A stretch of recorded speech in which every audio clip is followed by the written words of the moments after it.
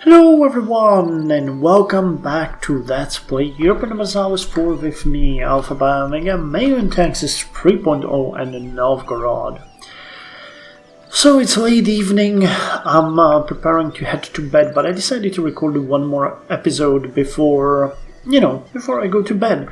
I'm having my coffee and I just felt like I want to revisit the Novgorodian beauty. Now, truth be told, we are mostly located here, but there are people living here as well. Just today I heard about a person from Khabarovsk, which is somewhere around here, I think, who has been talking to someone who's talking to my girlfriend on one server. So, yeah, people live here, even today. It's weird, there's all these places where they could live, but they live here. And now that when all the Russians decide to quit my channel, welcome. No, sorry, I'm just having fun. Anyway, we have annexed our Circassian and, was it Abkhazia? No, Circassia, and this one was Ossetia. Circassian and Ossetian vassals, and we are now preparing to annex Derbent and, well, actually attack and annex Derbent and then take Shirvan. But as you know, we have truce because we we asked Jailbirds to break their alliance with Derbent so that we can attack it. So I just keep monitoring that, and in the meantime we are going to have some fun. Now the Messine separatists are preparing to raise in Beirut and in Antakya, so hopefully they are going to not do that. For this special occasion we are currently improving relations with Damascus, I believe. Yes, we are, in the hopes that they will eventually grant us military access, which they might, but we need to get rid of that outraged attitude. I'm not sure when it's gonna go away. I think it might go away at 0, and we're not gonna get there anytime soon. I mean, if I send them all of my money, we might get just like 25 with subsidies and stuff. That's not gonna happen. Now, I don't know if we could. Have we influenced them? Could we influence them? We haven't. Okay, so let's influence them. That's gonna improve our relations a bit more. So we're getting closer to that 0 every day, but we'll see. We'll see. The moment they get out of that outraged state, we are going to be fine. But until then, it's a peculiar matter, and any uprising here in Beirut will be problematic. But we have a fortress there. So hopefully if a small army raises there, the fort will protect the port. They can camp outside in the desert for all I care. We are all going to be safe. This is connected with the fact that we need a bit more ships, but we are bleeding out material at this point. Well, hopefully the economy will pick up. We have another ship here. Eva Katerina. That's a beautiful name for a ship, Eva Katerina. And you guys are gonna join the Black Sea fleet. Oh! Train power 11 and the heavy frigate has 14. Okay, this might be worth upgrading. Huh. Do we have a port here somewhere? We do. If I detach obsolete ships, oh wow, there's a lot of you. Well, okay, you go and we're gonna upgrade you. We have the money, so why not? And we'll join you together. Good, good. So this is gonna be a major overhaul, but 700 gold, that's, hardly an issue. Once they get to a decent number, like say 20 to 30%, we can just send them out and they will repair on the sea. We invested a couple of projects here and there. We wanted to build some of those forts that we heard so much about, and I also invested into Ochota, and I can see quite an interesting development here. They got irrigation rank 2. Okay, so if we keep giving them money, let's see if they can work on that. So yeah, here it is. So let's give them 280 for the farmlands, and let's give them, actually let's give them 420 for the commerce. I'm gonna give them another 280 for the industrial development. I don't know what these guys are doing there. It's an important center of trade. Okay, so yeah, the investment actually makes a lot of sense, but you have to probably manually work on it.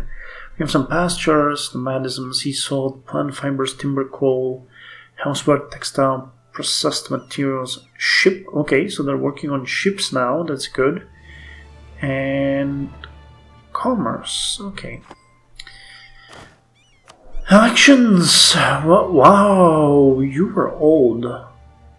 I don't even think I mentioned that he became a navigator. Let's go with a bureaucrat candidate. We'll see. Wait, really? That's the first time I see someone with 2 in administrative being on the throne. It's 15th of November, and okay. Yeah, we have 2 for free. Interesting. 43, Knyaz Mstisław the 9th, Tolstoy. So let's see what's gonna be. Like, we're gonna work towards the professional officers. That's my plan for now. And we should also start preparing for a possible conflict with Portugal. Martial educator, okay. Thought you would be a bureaucrat, but I guess not. Declaration of war on Alaska would... no one would join. Just Portugal. I don't think that would be much of an issue. We want to take what? I don't think Portugal could do much. Especially if they're being annexed by Spain. Okay. Well, if I wanted to ever declare a war, this would be a great time for that. Well, we had all of the 18,000 troops raised in Damascus, and they are currently able to siege our castle. However, they are taking heavy attrition. 3% is quite a lot, so I have a feeling that if they don't get... Well, they have to siege too, but if they don't get too ahead, they might start losing, because when they drop lower than they are right now, they will no longer have enough people for this siege. Now, the question is, when will Damascus allow us to pass through their territory? We can get to about 31, minus 31. The aggressive expansion is gonna go away slowly, but not fast enough.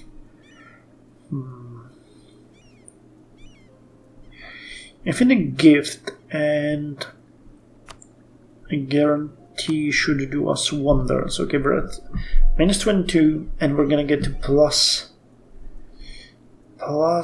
11 more, so that would be minus 11. And if we send them a gift worth at least something, they might be willing to overlook what is happening. So, yeah.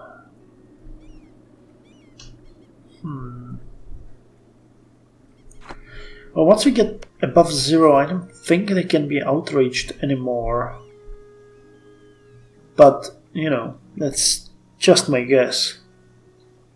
And it's as good as any other educated ass pool.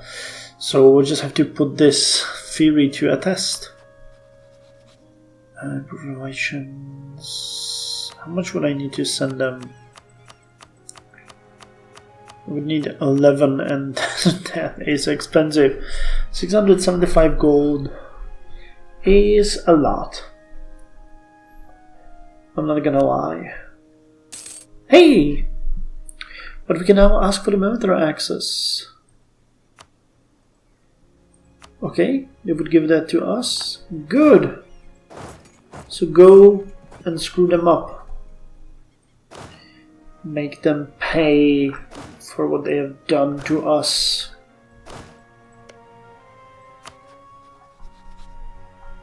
Still no war, right? Yeah. Oh, I mean, I get it. Oh, the battle is already happening. I missed the beginning.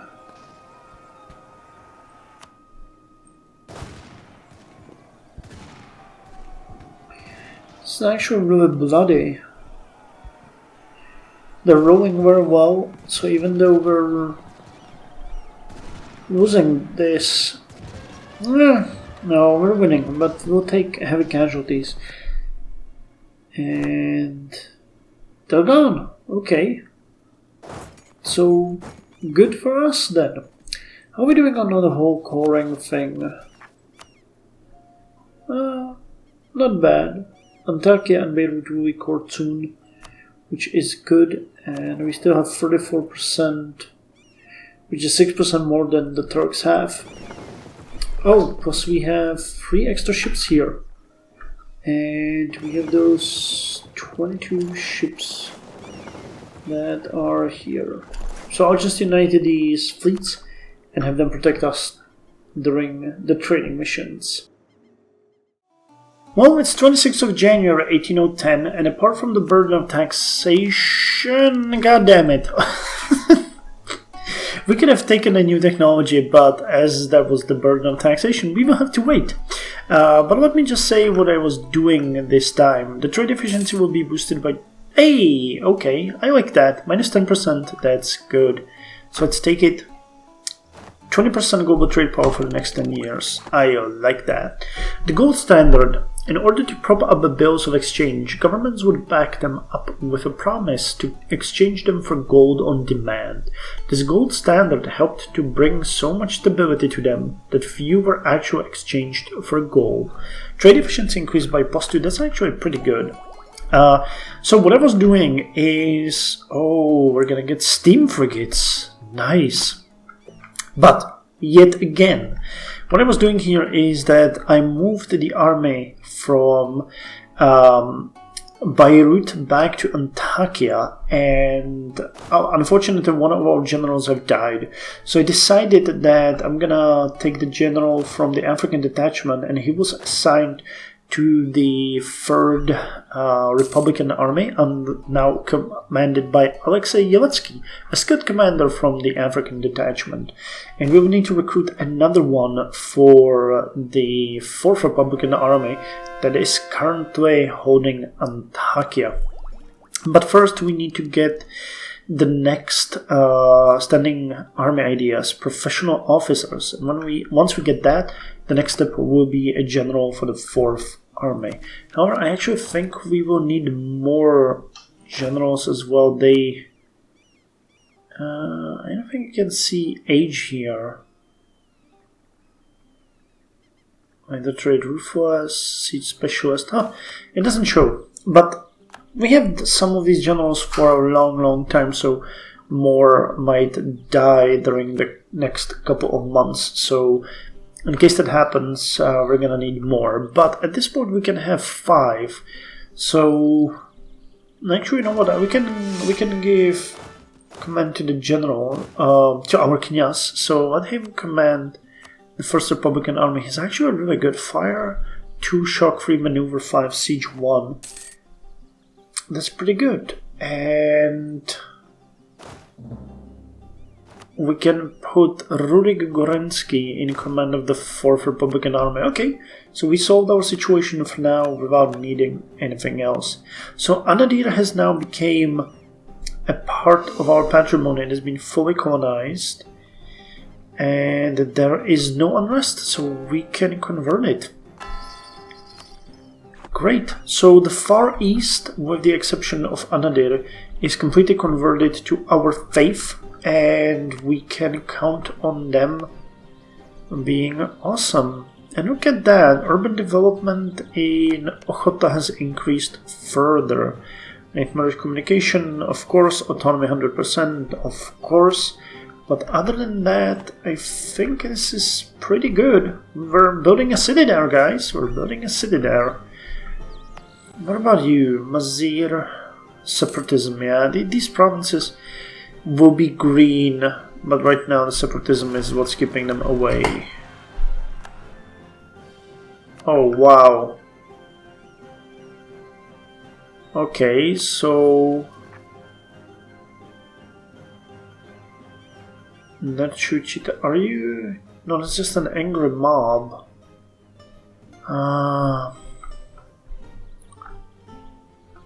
Wow, okay. So let's raise the forts in... Where's this? Meiou, Gasan and Ochota. And I guess I'll need to get the troops up here. There's no point in not doing that. They got infantry and cannons. So let's get 4, 2,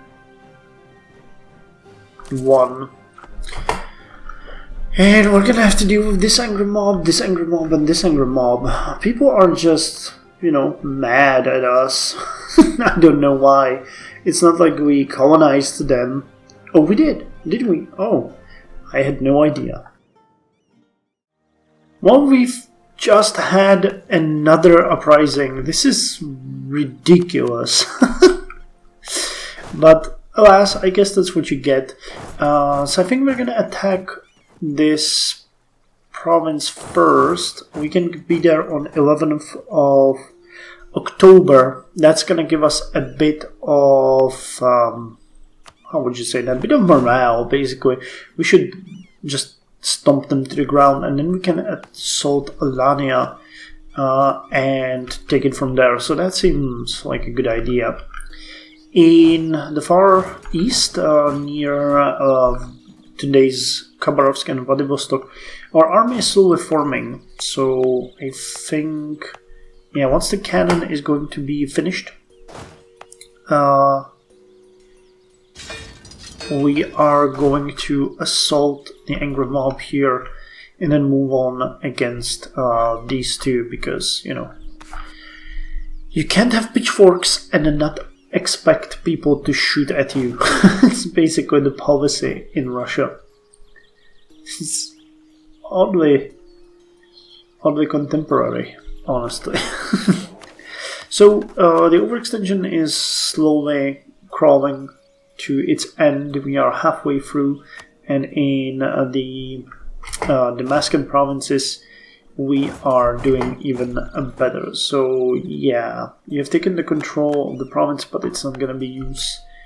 Oh, you traumatized the people though. That's gonna have to be addressed. But other than that, the provinces that are safe, and we are going to assault Salamden next and make sure that the Far East is also safe. Come on.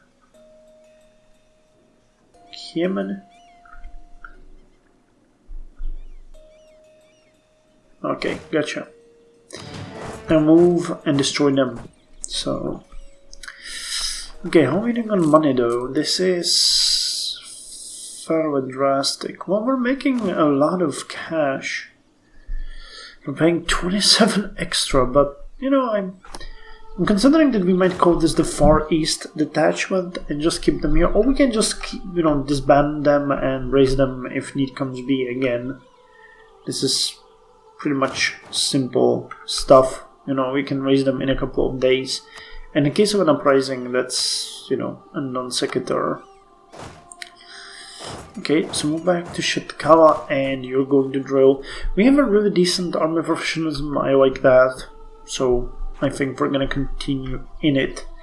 There's pretty much know where to colonize, so we can forget about the colonists. There will be provinces that we will be able to convert, but right now, yeah, we're at about 5%. 5% off from making any difference, and that's without counting in the unrest that the missionary is gonna cause. So, yay! Okay, I need to speed it up because otherwise we're not gonna reach this place ever.